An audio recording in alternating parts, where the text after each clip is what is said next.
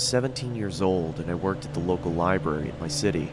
The library was located in the middle of the city, but was totally abandoned in the evenings. I only worked in the evenings, when all the older staff had already gone home. My colleague and I were the only one left there that night. As it was the day before Christmas and a blizzard was going on outside, not one single customer inhabited the building. My colleague Thomas was down at ground level, while I was sitting at my desk on the top level. Normally, I would take the time to study, but it was the holidays and I was completely bored to death. The library was recently renovated, so I could look outside through the big windows that they had put up. I mostly looked at the blizzard going on, thinking about my bike ride home. It was a dark December evening and the snow was piling up. I just really wanted to go home. It's really snowy out there, Tom. What do you say we close up early? No one's gonna show up anyway. Over. Your jokes are funny. Over. Just 10 minutes before we closed, I heard some people coming up the stairwells.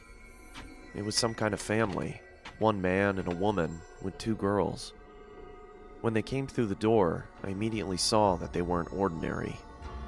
The man had a pale, almost white face and wore red lipstick. The woman was also completely pale.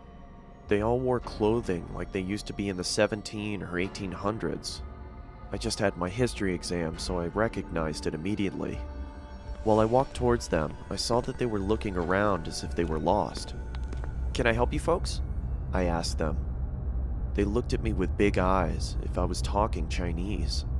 I almost thought about bailing, but as we just had a meeting about customer satisfaction, I asked again, a bit louder. "Can I help you folks?" They now all looked at me, with a big smile and large eyes. I was totally creeped out and I didn't really know what to do anymore. "If I can help you, I'll be at my desk," I said, and I quickly walked away. When I was at my desk, I could still see the family just standing there, doing absolutely nothing. Tom? Have you seen this family that just came in?" Over. "No, no one's come through the entrance. You good?" Over. Now I was even more creeped out. When I looked up, I saw the man walking towards me.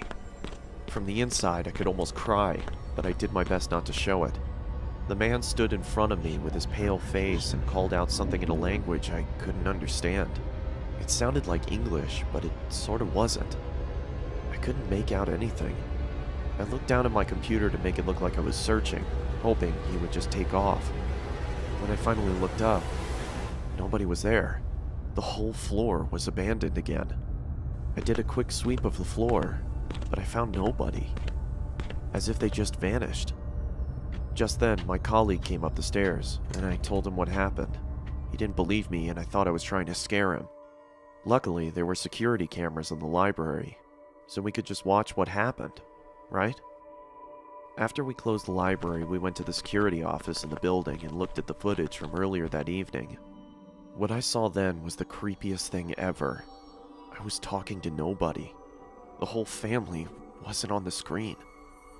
It was just me, talking to